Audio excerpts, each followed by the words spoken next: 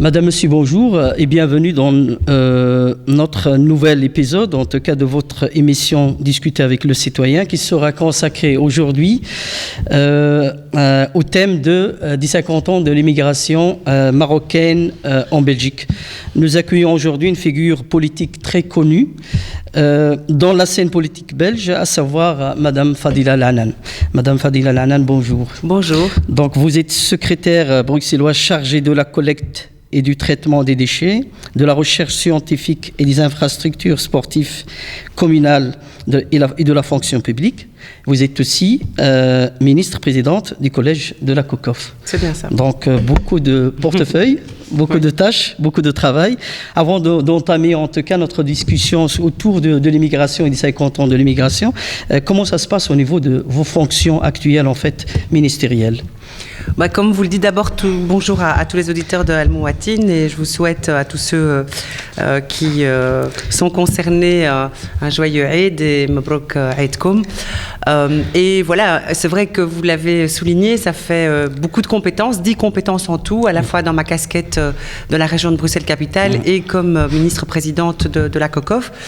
C'est beaucoup de travail, mais ce sont des dossiers passionnants, et je dois dire que je suis très heureuse des compétences que l'on m'a données, notamment la propreté publique, par exemple. Si je prends cet exemple-là, ça contribue, je dirais, à beaucoup de travail, mais aussi, c'est une politique qui touche tous les citoyens. Et ce que j'aime aujourd'hui, c'est vraiment gérer des compétences où chacun a un avis, chacun peut dire ce qu'il pense de la propreté dans notre région. Alors, il y a beaucoup de critiques, bien entendu, mais il se passe des choses assez passionnantes, et donc je trouve que c'est vraiment extraordinaire de pouvoir gérer ce type de compétences qui touchent tous les citoyens, et on ne peut que faire mieux pour l'avenir, et en tout cas, j'espère pouvoir y arriver. OK.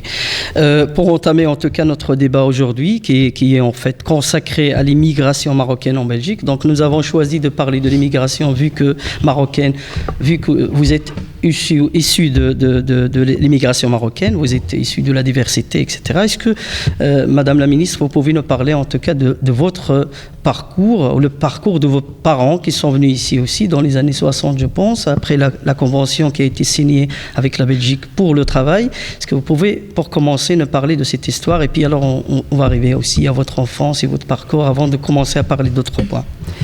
Ok, eh bien voilà, mes parents sont tous les deux nés au Maroc, à Beni Sidel, donc dans la région du Rif. Beni Sidel, donc et donc ils sont nés au Maroc, et très vite en fait, quand ils étaient enfants, ils ont émigré vers l'Algérie, à Oran. Donc ils ont très très peu vécu au Maroc en fait finalement. Ils ont donc grandi en Algérie et ils se sont mariés en 1955 en Algérie, qui était française. Et mon papa a toujours travaillé en Algérie, il était déjà peintre en bâtiment, mais il a aussi été militaire dans l'armée algérienne. Et puis en fait, il a quitté l'Algérie à un moment qui était particulier, puisqu'il y avait la guerre des sables, je ne sais pas si vous connaissez cet événement, enfin en 63, où on lui a demandé quand même d'aller sur le front territorial maroco-algérien. Et mon papa a refusé en fait de faire cela, d'aller se battre contre ses frères marocains. Et donc à partir de ce moment-là, je crois qu'il a compris qu'il fallait qu'il quitte l'Algérie, puisqu'il fallait qu'il déserte, je dirais, l'armée pour essayer de trouver une nouvelle vie. Et il a quitté l'Algérie aux environs de 1964-65, en faisant un petit tour d'abord vers la Corse, puis l'Allemagne, et puis ça ne lui plaisait pas, et finalement il est reparti vers l'Algérie, et il a décidé un jour de quitter le pays, et il a pris le bateau à Alger, pour faire la traversée jusque Marseille, et de Marseille il est arrivé à la gare du Midi, et c'est là qu'il a déposé ses valises donc à Bruxelles, et ma maman l'a rejoint un an après, et c'est à partir de là qu'ils se sont installés en Belgique. Alors ils se sont mariés en 1955 en Algérie, mais ils n'ont pas eu d'enfants en Algérie, et pendant 10 ans donc sans enfants, et c'est en Belgique, à Bruxelles, que ma mère est tombée enceinte, et elle a eu mon grand frère Milo de l'Airhmo, qui est né en 1966. Donc voilà, mon papa est arrivé dans cette période qui était cette période au lendemain, je dirais, de la convention convention de travail qui avait été signée entre la Belgique et le Maroc. Oui. Alors, il n'était pas intégré dans cette convention en tant que telle, mais il a bénéficié, je dirais, de l'accueil grâce à cette convention. Et depuis lors, il n'a plus jamais quitté la Belgique. Il part un peu plus souvent en vacances au Maroc, mais vraiment, son pays, c'est la Belgique. Oui. À votre avis, en tout cas, ces personnes qui ont quitté le Maroc et qui sont venues, en tout cas, en Belgique pour essayer justement de commencer une vie et qui ont vécu parfois des arrachements, en fait, de leur famille, de leur culture, de leur tradition, etc., qui ont choisi ou soit poussé à venir ici. Est-ce que c'est souvent, en fait, le choix est souvent économique, politique, qu'ils sont, à votre avis, les causes, en tout cas, qui ont poussé l'immigration marocaine à venir s'installer en Belgique? Je pense que de manière générale, moi je vous ai donné l'expérience et l'exemple de mon père qui était particulier à cause de cette guerre des sables, mais je dirais que la plupart des Marocains qui sont arrivés sur le territoire dans le cadre de la convention de travail entre la Belgique et le Maroc sont venus pour des raisons économiques et souvent de la même région. Je crois que le Rif a été, je dirais, un grand vivier d'hommes qui ont été envoyés vers la Belgique, et c'est sûr que l'idée c'était d'essayer de construire une meilleure vie puisqu'ils venaient de zones quand même assez paupérisées. Et l'idée, c'était venir une année ou 2 années, gagner un peu d'argent et puis repartir au pays. Ça, c'était un peu, je pense, l'ambition de chaque jeune Marocain qui est arrivé dans les années 60. Et puis, en fait, ils se sont rendus compte que ce mythe du retour n'allait jamais se réaliser. Et surtout, on s'est rendu compte aussi que ces jeunes hommes qui étaient là, souvent avaient quitté une épouse et des enfants, étaient parfois déprimés parce que après quelques mois, 1 an, 2 ans de vivre en Belgique tout seul, c'est sûr qu'ils étaient assez mal. Et c'est à ce moment-là aussi que la Belgique a initié tout ce mouvement de regroupement familial en faisant venir les familles de ces hommes qui venaient donner leur force de travail à la Belgique. Et donc on a pu effectivement faire venir toutes ces épouses, les enfants qui étaient déjà nés à l'époque ont pu rejoindre leur papa ici en Belgique.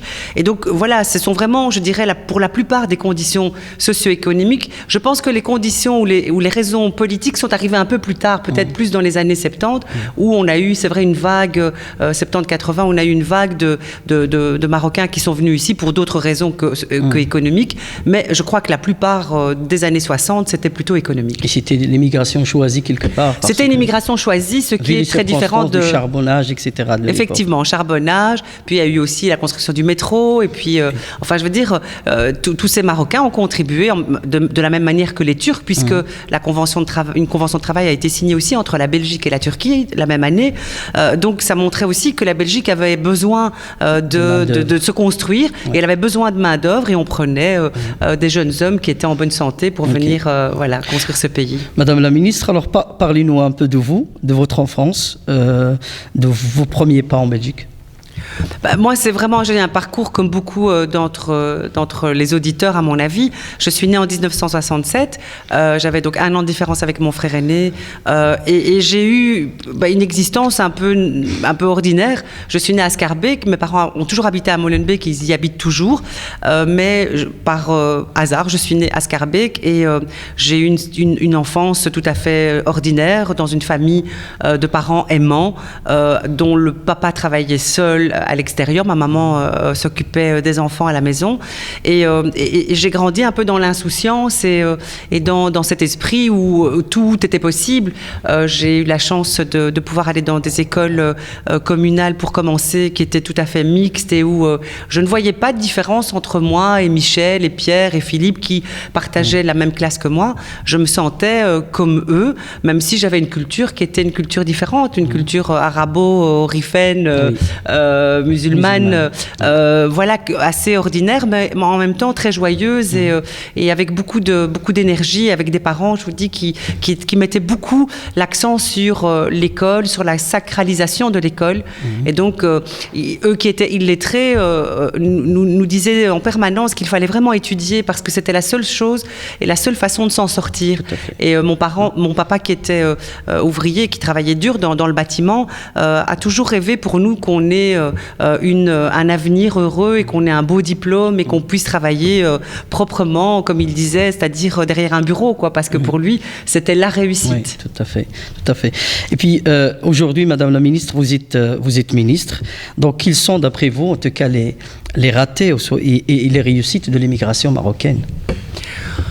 Vous savez, je vais vous dire, il y a, au niveau de l'immigration marocaine, de manière générale, il y a énormément de réussites et je ne suis qu'un exemple peut-être un peu plus visible parce que c'est un exemple qui touche à la politique et c'est vrai qu'on parle peut-être un peu plus souvent de moi, en bien ou en mal, dès que je prends une décision, mais vous savez, il y a des milliers, même des centaines de milliers de personnes qui sont comme moi, qui travaillent, qui sont épanouies dans leur travail, qui essayent de donner et de redonner à la société ce qu'ils ont reçu, parce que je voudrais quand même préciser que moi je trouve que la Belgique est un pays assez exemplaire, même si aujourd'hui on peut encore dire qu'il y a du racisme, qu'il y a de la discrimination à l'emploi, on le sait, et surtout certaines catégories de personnes, mais c'est un pays aussi qui donne sa chance, qui a essayé en tout cas de donner sa chance à tout le monde. Moi je me rappelle quand on était enfant ou même adolescent, on se disait que notre avenir pouvait être rose si on le voulait. Ça voulait dire si on travaillait pour le faire, si on mettait l'effort pour réussir, pour persévérer, parce que tout était possible. On pouvait faire des études, on pouvait aller à l'université. Et donc, je pense que voilà, il y a beaucoup de paradoxes dans ce pays qu'est la Belgique, mais je pense que les réussites, il n'y en a pas que quelques-unes, il y en a beaucoup dans tous les domaines, dans le domaine des médias, dans le domaine de la politique, dans le domaine juridique, dans le domaine de l'entreprise. On a vraiment des talents d'origine marocaine qui sont belges, qui sont bien installés, qui ont bien les pieds sur terre, et ça fait du bien de se dire ça. Et à côté de ça, on se rend compte ces dernières années, et c'est vraiment quelque chose qui nous interpelle tous, c'est qu'il y a comme ça une génération qui a l'air d'être complètement mise de côté et qui est laissée sur le côté, notamment on sait que il y a un problème d'infra-qualification scolaire, on sait qu'il y a beaucoup de jeunes qui n'arrivent pas à avoir ce diplôme, ce diplôme d'humanité qu'on appelle aujourd'hui le CESS, qui a beaucoup de décrochage scolaire, que peut-être ils n'ont plus le même espoir que nous avions quand on avait leur âge, parce que je peux vous dire, moi quand j'étais adolescente, je me suis vraiment toujours dit que si j'avais envie de réussir quelque chose, je pouvais le faire si j'y travaillais pour le faire. Et donc on se dit qu'est-ce qui a raté, qu'est-ce qui s'est passé qui fait que aujourd'hui ces jeunes sont sur le bord du chemin. Je pense aussi par rapport à ce que moi j'ai vécu. Vous savez, moi j'ai jamais vu mon père ne pas travailler ou mon père être au chômage. Je n'ai jamais connu une période où mon père était au chômage.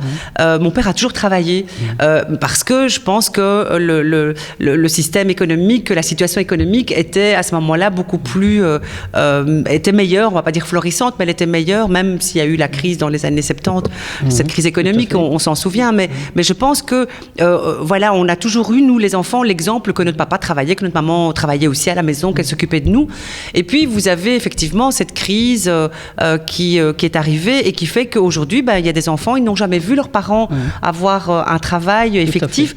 Et donc, quelle est la part d'exemple qu'on peut donner à des enfants si un enfant se dit que toute sa vie, il aura connu ses parents chômeurs et que lui, il est voué à être au chômage. Et donc, c'est ça qui fait très, très mal au cœur. En tout cas, moi, comme femme politique, je peux vous dire que ça me perturbe beaucoup parce que je me dis comment est-ce qu'on peut faire pour essayer de redonner cet espoir, pour dire aux jeunes que c'est pas une fatalité, qu'on peut s'en sortir, que c'est vrai que les choses ne sont pas simples, qu'il y a du travail à réaliser, que les politiques doivent vraiment s'atteler à la tâche.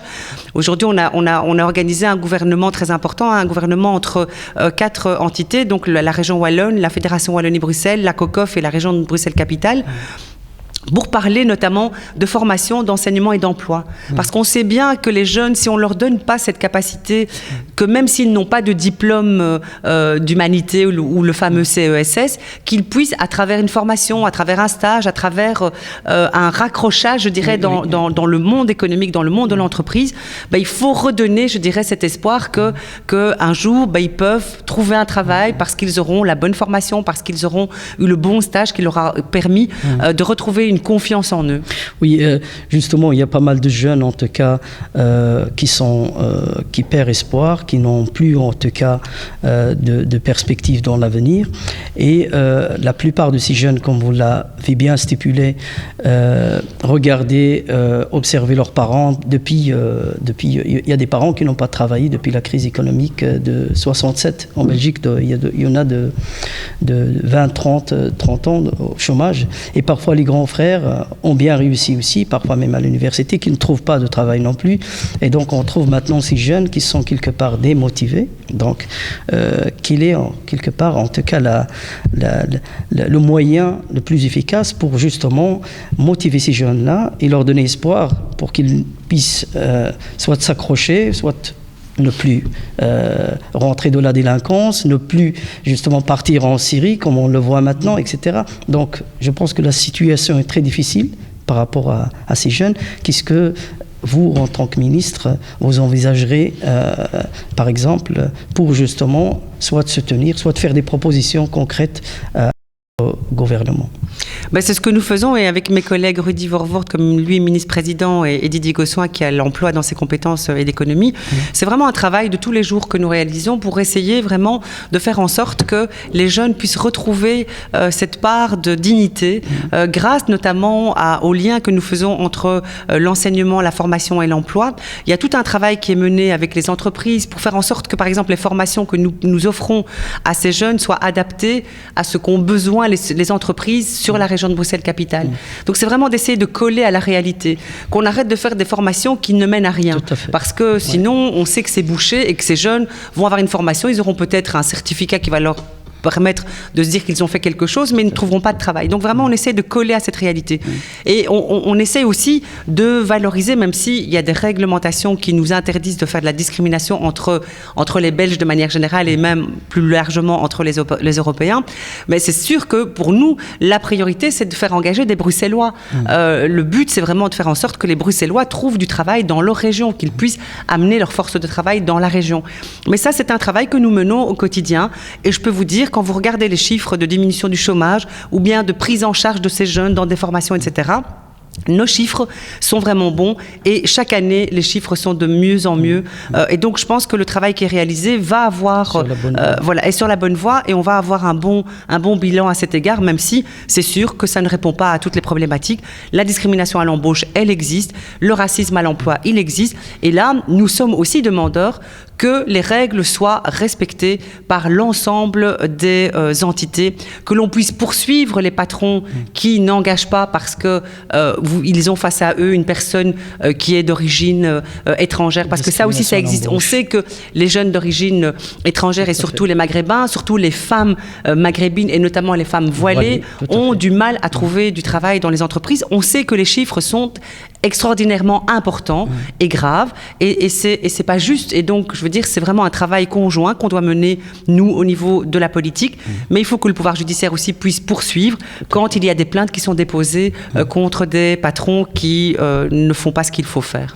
Madame la ministre, vous avez encouragé en tout cas une initiative en 2014, l'Espace MAG, ça vous dit quelque chose? Oui. Donc, nous voulons aujourd'hui savoir de quoi il s'agit, cet Espace MAG. Donc, il y a beaucoup de gens qui se posent des questions. Apparemment, vous avez vraiment encouragé cette initiative pour parler des 50 ans de l'immigration marocaine. Est-ce que vous pouvez nous en parler? Tout d'abord, l'Espace MAG, j'en suis une fondatrice, puisque j'ai fondé avec d'autres amis ce lieu en 2003-2004 avec des amis comme Ahmed Laouej, Khalid Zian, Hamidoussi Mohamed, Hassan Bousseta, enfin Jamila Simamed, enfin plein de personnalités assez extraordinaires. Et nous avons en fait voulu qu'il y ait un lieu qui soit un lieu ouvert à la culture du Sud, et surtout qui permette aux jeunes qui sont impliqués dans la culture de pouvoir trouver une scène qui leur permette de montrer ce qu'ils font. Parce qu'on sait qu'il y a aussi au niveau de la culture un peu du racisme à l'égard d'une certaine culture qui est plus populaire, qui est plus urbaine. Et donc c'est vrai que beaucoup de jeunes qui avaient des messages à faire passer, des choses à dire, ne trouvaient pas toujours des espaces pour leur offrir ce temps-là. Et donc nous avons créé l'Espace MAG, qui est un centre culturel maghrébin, mais qui est ouvert à toutes les cultures, et donc c'est vraiment la diversité. Et je pense que c'était important de réaliser ce projet, et on l'a fait notamment avec la ville de Bruxelles qui nous a soutenus. Et moi, quand je suis devenue ministre en 2004, j'ai pu soutenir le fonctionnement de l'Espace Mag. Alors c'est vrai qu'en 2014, quand nous avons souhaité fêter les 50 ans de l'immigration, pour nous, il était évidemment, je dirais, naturel que l'opérateur phare pour pouvoir mener cette action et ces événements soit l'Espace Mag, qui avait une expérience, une expertise dans le domaine et qui a pu initier avec des associations, avec des artistes, avec des acteurs culturels, des centaines de projets pour mettre en lumière cet anniversaire, ces 50 ans de l'immigration marocaine, avec une dimension qui pour nous était essentielle, c'est que la dimension de citoyen belge devait figurer comme étant quelque chose de très fort. Pour nous, faire les 50 ans de l'immigration marocaine, c'était de dire que nous sommes tous belges ici en Belgique, même si nous avons une origine qui est une origine marocaine. Et donc nous avons voulu vraiment mettre en évidence cette citoyenneté comme étant une citoyenneté forte, mais sans oublier notre histoire, parce que nous sommes évidemment le fruit de cette histoire, le fait qu'un jour nos parents ont décidé de déposer leurs valises dans ce pays. Et donc c'était de dire que voilà, cet anniversaire, c'était de montrer que la Belgique, elle a évolué et qu'elle a évolué avec toute une population qui est belge, mais qui a une autre culture, qui a une histoire particulière, mais qui ne fait qu'enrichir ce pays, la Belgique. Et c'est un peu comme ça que Espace Mag a géré, je dirais, ces événements. Et je dois dire que j'ai été très heureuse de voir comment les choses se sont passées. On a appris beaucoup de choses. Il y a eu des films, il y a eu des pièces de théâtre, il y a eu des chants, il y a eu des textes, il y a eu des ouvrages, des photos, des expos qui ont montré ce qu'était l'immigration marocaine. Et moi, je peux vous dire que j'ai découvert beaucoup de choses parce que grâce à cet anniversaire, ces 50 ans, la langue de mon père s'est déliée et ça lui a donné envie de me raconter son immigration. Et je peux vous dire que grâce à ça, je pense, parce que comme il a participé à un certain nombre d'événements, j'ai beaucoup appris moi-même de cette histoire de l'immigration de ma famille. Et je pense que beaucoup d'autres personnes ont vécu la même expérience que moi. Et cet Espace Mag, en gros, il a aussi, disons, d'autres objectifs, à savoir, par exemple, à permettre justement de mieux faire connaître, en tout cas, la culture marocaine ici en Belgique, et permettre aussi aux Belges de souche, si j'ose dire, de pouvoir, en tout cas, utiliser cet Espace Mag pour se rapprocher des Marocains, se rapprocher de la culture marocaine, etc. Est-ce que l'Espace Mag a joué ce rôle-là ? Alors, l'Espace Mag est un projet qui est un peu différent par rapport à Darkom. Darkom, qui est un projet entre le Maroc et la communauté flamande, est un projet qui est tout à fait autre. C'est un projet qui est signé entre deux États, on va dire, deux entités, et qui a pour vocation d'être une vitrine du Maroc en Belgique. Ça, c'est le projet d'Arcom qui existe ici à Bruxelles. Espace Mag, c'est encore autre chose. Espace Mag est un projet qui a été voulu comme étant un centre culturel qui part en fait de la base belge ici, c'est-à-dire que ceux qui ont cette opportunité de pouvoir y performer, ce sont les jeunes d'origine maghrébine de manière générale et en particulier marocaine, parce qu'il y a beaucoup plus évidemment de Marocains que d'autres, mais peu importe. Mais c'était de dire qu'on part de citoyens belges d'origine marocaine pour pouvoir être des acteurs culturels et montrer ce qu'ils créent, mais comme citoyens belges d'origine marocaine. Et donc l'idée, c'était pas de faire un axe de vitrine pour le Maroc dans l'Espace Mag, mais bien sûr de faire des collaborations avec certains projets et avec certains partenaires marocains du Maroc. On a effectivement des relations, des projets qui sont montés ensemble, des coproductions, et ça c'est très fort. Mais le but d'Espace Mag n'était pas d'être la vitrine du Maroc en Belgique. Ça c'est vraiment, je dirais, la grosse différence avec le projet d'Arcom. Et je pense que chaque projet a le mérite d'exister. Et je trouve que ça ne fait que augmenter l'offre culturelle, et pourquoi pas. Mais l'idée c'était vraiment de dire, il faut que nos jeunes puissent trouver cet espace culturel pour pouvoir performer dans un espace qui leur appartient. Et comme information, Darcom n'existe plus depuis, je pense, il y a quelques jours qu'on a fermé les portes de Darcom. C'est triste, mais voilà, c'est une réalité. Madame la ministre, pourquoi les livres d'histoire ne contiennent pas en fait de référence à l'apport de l'immigration marocaine ? ne parle pas de l'immigration marocaine. Mais je pense que l'ensemble des livres d'histoire devraient être revus parce qu'il y a un certain nombre d'histoires qui n'y figurent pas. Et je pense, vous savez, on fête pour l'instant les 70 ans de l'immigration italienne. Là aussi, je pense qu'il doit y avoir des manques dans la culture belge sur ces histoires et sur ces différentes immigrations. Et malheureusement, le Congo va pouvoir aussi, et les Congolais disent aussi que, par exemple, leur histoire de colonie belge n'est pas mise en évidence comme elle devrait l'être. Et donc, je pense qu'il y a peut-être trop de déni et que, malheureusement, du coup, il y a une partie de notre histoire belge qui est le fruit de toute cette addition d'histoire personnelle de chaque culture qui est dans ce pays.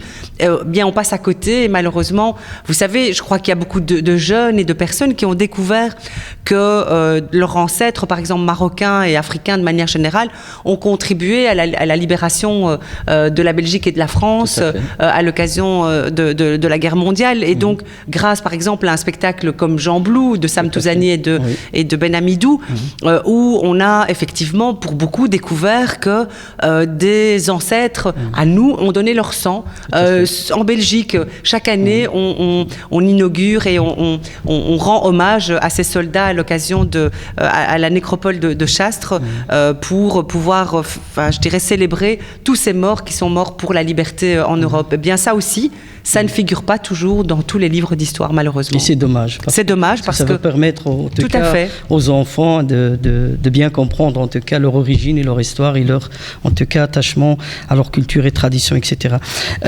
Comment expliquez-vous en tout cas la montée des replis identitaires après 50 ans de l'immigration en Belgique?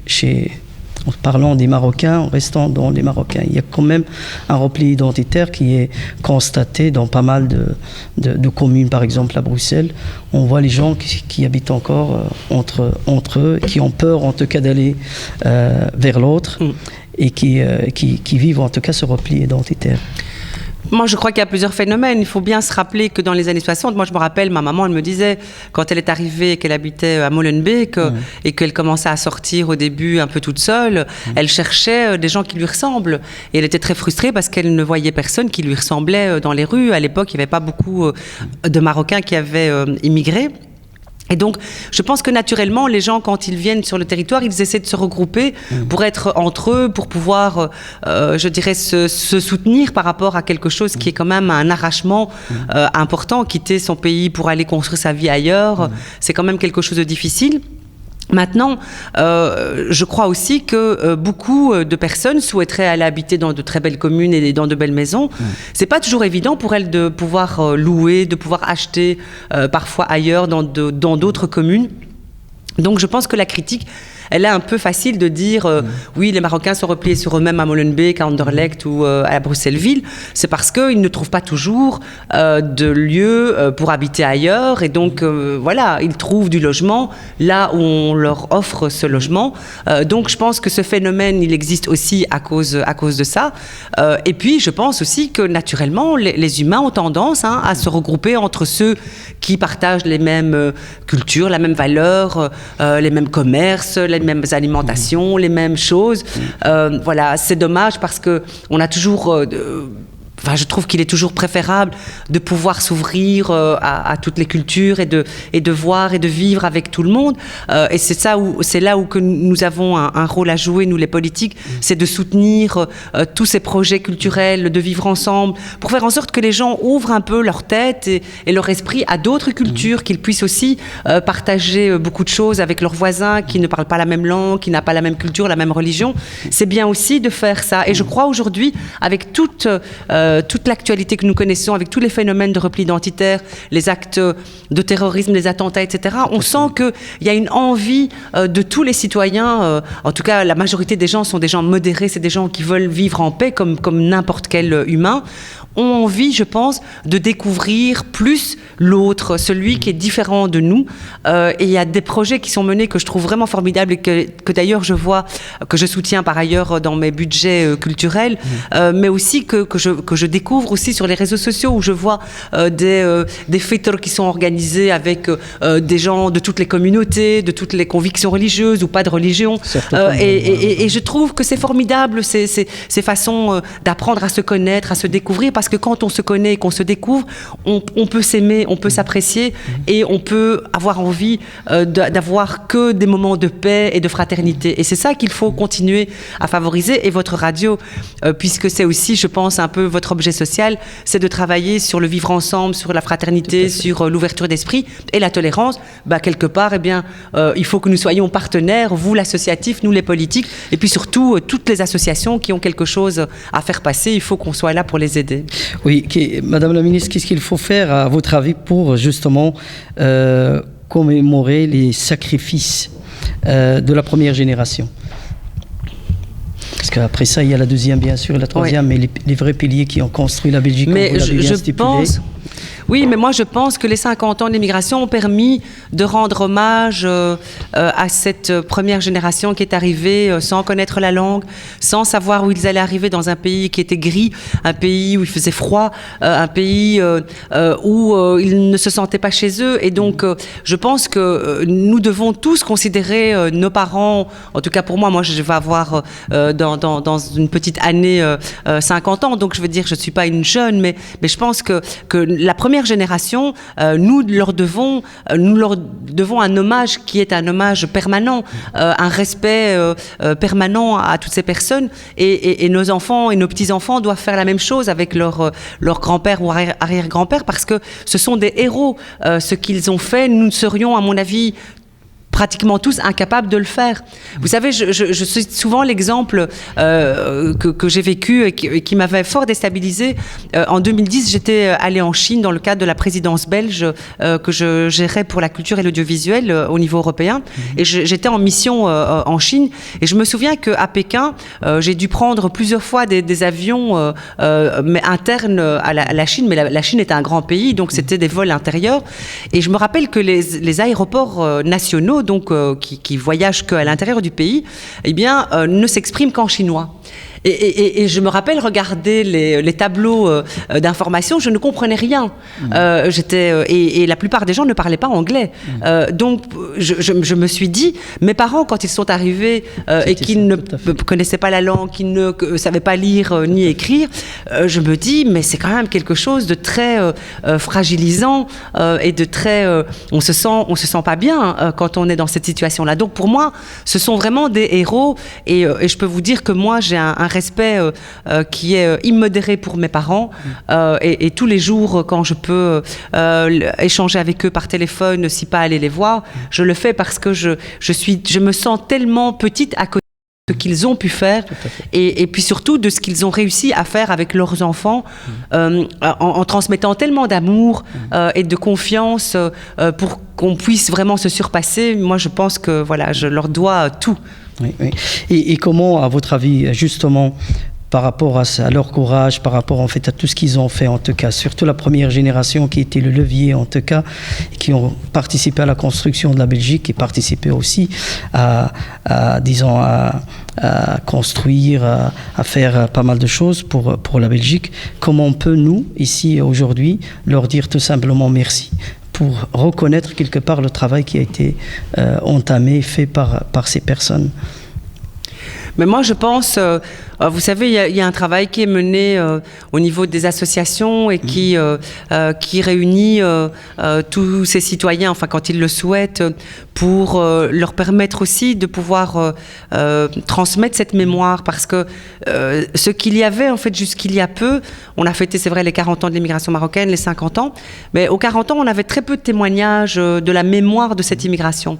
Et ce que nous avons pu faire, et je pense que ça va rester des archives qui vont vont, à mon avis, nous succéder et qui pourront être encore utilisés par tous ceux qui vont nous suivre dans les 10, 20, 30, 40 ans à venir. C'est cette mémoire parce qu'on a pu soit reprendre les expériences et la mémoire de toute cette première génération, de leur arrivée dans ce pays en Belgique. Il y a des témoignages filmés et vidéos, il y a des témoignages radio, il y a des livres, il y a des photos. Et je pense que ce matériau, on va devoir continuer à l'exploiter pour que nos jeunes, pour que les enfants de nos enfants et encore ceux de nos enfants puissent encore, je dirais, ne pas oublier cette histoire, parce que c'est ça qui serait préjudiciable à nos ancêtres qui ont fait ce travail d'héroïsme pour la Belgique. L'insulte qu'on pourrait leur faire, c'est d'oublier leur histoire. Et je pense que grâce aux 50 ans de l'immigration, on a pu garder tout un patrimoine qui est un patrimoine extraordinaire, et ça, je crois qu'il faudra continuer à l'exploiter, et j'espère que vous pourrez aussi en faire quelque chose. Avec plaisir. Madame la ministre, est-ce que, à votre avis, ou plutôt, vous êtes contre l'immigration sélective, ou vous êtes pour l'immigration sélective là? Moi, je suis, vous savez, je pense, voilà, mes parents, quand ils sont arrivés, c'était une immigration voulue. Et aujourd'hui, on est dans des réflexions sur l'immigration sélective. Je ne suis pas favorable à ça. Je pense qu'on doit être à même, nous, pays démocratiques comme la Belgique, pays considérés comme pays riches par rapport à tous ces pays du Sud, que nous devons avoir cette capacité et cette humanité d'accueillir les gens qui viennent nous rejoindre. Vous savez, il y a très peu de gens qui viennent en Belgique pour le plaisir de venir en Belgique. Alors oui, il y en a qui viennent pour des raisons économiques, ça c'est vrai, on le sait. Il y en a qui viennent pour des raisons politiques, oui, ça on le sait aussi. Et il y en a qui viennent aussi pour des raisons juste pour essayer de garantir leur vie humaine, parce qu'ils quittent des territoires qui sont des territoires en guerre, et donc des territoires qui sont menacés. Et donc nous devons avoir cette capacité d'accueillir ces citoyens qui viennent et qui ont décidé de quitter leur pays pour les raisons que j'ai citées. Et nous devons apprendre à avoir assez de fraternité pour le faire. Et je peux vous dire que la Belgique n'est pas le premier réceptacle de ces réfugiés, de ces gens qui viennent nous rejoindre. La plupart des pays proches de ces zones en conflit sont noyés de ces arrivées de citoyens. L'Europe n'est pas le premier vivier d'accueil des réfugiés. Je pense que dans le cadre de nos obligations internationales, nous avons cette obligation d'accueillir dans la dignité, dans l'humanité, ceux qui viennent nous rejoindre. Madame la ministre, l'immigration continue, donc il y a pas mal de personnes en tout cas qui arrivent encore sur le territoire belge, et la question des sans-papiers en Belgique est une question qui est très très triste et très difficile. Il y a toujours une demande, donc il y a eu, je pense, une première régularisation, une deuxième régularisation en 2009, et puis alors une première en 99 et une deuxième en 2009. La position de votre parti politique par rapport à cette histoire et par rapport à ce problème des sans-papiers, quelle est exactement en fait la position du PS par rapport aux sans-papiers en Belgique? En tout cas, nous avons toujours été favorables à ces campagnes de régularisation, parce qu'on sait bien que derrière tous ces humains qui sont sans papier, il y a des histoires personnelles qui sont des histoires parfois dramatiques, puisque on le sait, quand on est sans papier, on est très fragile, puisque pour un logement, pour un travail, on devient esclave d'un certain nombre de personnes qui sont très malveillantes. Donc nous avons toujours soutenu ces campagnes de régularisation, et puis elles se sont arrêtées, et aujourd'hui on est dans une situation où vous savez quand même que le secrétaire d'État à l'immigration est un NVA, et on peut dire que ce n'est pas la personne la plus accueillante, la plus humaine d'entre tous les politiques de ce gouvernement fédéral. Et c'est vrai que c'est assez difficile. Alors je sais et je pense qu'il n'y aura plus de campagne massive de régularisation, que maintenant l'idée c'est plutôt de travailler au cas par cas. Moi j'ai soutenu beaucoup de personnes dans le cadre de leur régularisation, et à l'époque nous avions vraiment, et j'avais moi des contacts directs avec l'Office des étrangers pour essayer de voir comment se passaient les analyses, les examens de dossiers de certaines personnes qui demandaient à être régularisées. Et il y avait une vraie transparence. Aujourd'hui, Je ne sais pas. Je peux vous dire que je n'ai pas ce type d'informations. D'ailleurs, il y a de moins en moins de politiques qui osent encore demander ou poser des questions à l'Office des étrangers, sachant que le secrétaire d'État NVA l'interdit presque et pratiquement. Donc ça devient très difficile, et je peux vous dire qu'il y a quand même, et on le sait, qu'il y a des situations qui sont des situations catastrophiques pour des familles entières, parce qu'il n'y a pas que des hommes qui sont dans cette situation. Vous avez des femmes, des enfants qui sont dans des situations qui sont catastrophiques. Ce que je voudrais quand même préciser, c'est que par exemple, les gouvernements qui ont des marges de manœuvre comme la Fédération Wallonie-Bruxelles ou la COCOF ou d'autres, nous ne regardons pas si la personne a des papiers pour pouvoir l'inscrire dans une école, par exemple. Ça, on sait que un enfant égale un enfant, et que pour la scolarisation, il y a évidemment, voilà, il y a cette ouverture d'esprit. Mais malheureusement, pour tout le reste des démarches, c'est difficile, et je pense que là, bien, tant qu'on aura un gouvernement au fédéral qui est injuste, on va avoir beaucoup de mal par rapport à ces populations. Madame la ministre, votre parcours professionnel, d'abord votre parcours sur le terrain, parce que vous avez beaucoup travaillé dans les associations, et entre autres, je pense, Jeunesse Maghrébine à Molenbeek, vous avez vraiment fait du bon travail. Vous étiez à un moment donné directrice de ce centre-là, et puis alors, vous avez fait vos études à l'ULB, vous êtes devenu juriste, vous avez travaillé pour un cabinet ministériel, etc., et puis vous êtes devenu ministre. Vous êtes un exemple pour beaucoup de jeunes en tout cas qui vous regardent aujourd'hui, qui vous écoutent aussi. Qu'est-ce que vous pouviez dire en tout cas à ces jeunes-là pour justement les motiver à ne pas perdre espoir en Belgique, et dire qu'il y a une seconde chance, ou peut-être qu'il y a des chances au pluriel, pour continuer en fait à travailler, à persévérer et réussir en Belgique comme tout le monde. Ben moi, je dis toujours que, en fait, il faut jamais perdre espoir, et je pense que moi, ce qui m'a beaucoup motivée, c'est de m'engager au service d'associations, en fait. Et c'est vrai que depuis que j'ai 12 ans, je fréquente des maisons de jeunes, et puis après avoir bénéficié moi-même du service qui m'était offert, je suis devenue moi-même bénévole et actrice de ce type d'association. Et je pense que c'est quand on est ensemble, quand on est dans une collectivité, que l'on peut essayer de repenser le monde. Je pense que quand on est plusieurs, un groupe, et qu'on se dit on va se battre pour obtenir telle chose, ou on va essayer de se battre pour garantir telle cause, ou pour mettre en lumière telle action, etc., on est beaucoup plus fort. Et je crois qu'on peut aussi trouver quelque chose qui peut nous redonner de l'espoir, d'aller à la rencontre des citoyens dans les associations. Et bien entendu, c'est clair que ça motive aussi pour pouvoir continuer à faire des études, quelles qu'elles soient. Il ne faut pas tous faire l'université parce que ce n'est pas nécessaire, mais il faut faire ce qu'on aime. Et si on fait ce qu'on aime, on le fait avec cœur et passion. Et c'est sûr qu'il faut donner et mettre un peu d'effort à cela. On ne reçoit rien comme ça. Moi, je dis tout le temps à mon fils qu'on ne reçoit pas quelque chose sans rien faire. Il faut se battre pour l'avoir, il faut travailler pour l'avoir. Et c'est ce genre de valeurs que je veux transmettre, parce que ce sont les valeurs que ma famille, que mes parents m'ont transmis. Moi, ça m'a beaucoup aidé.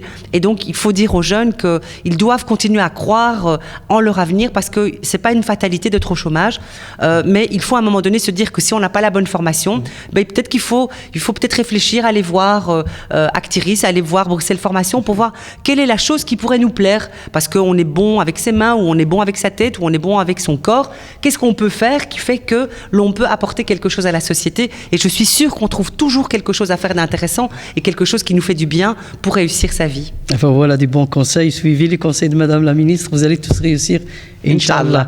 Donc, Madame, Monsieur, c'est ici en tout cas que notre émission arrive à terme. Merci de nous avoir suivis. Merci à Madame Lanand d'accepter notre invitation. Merci. Madame, Monsieur, au revoir.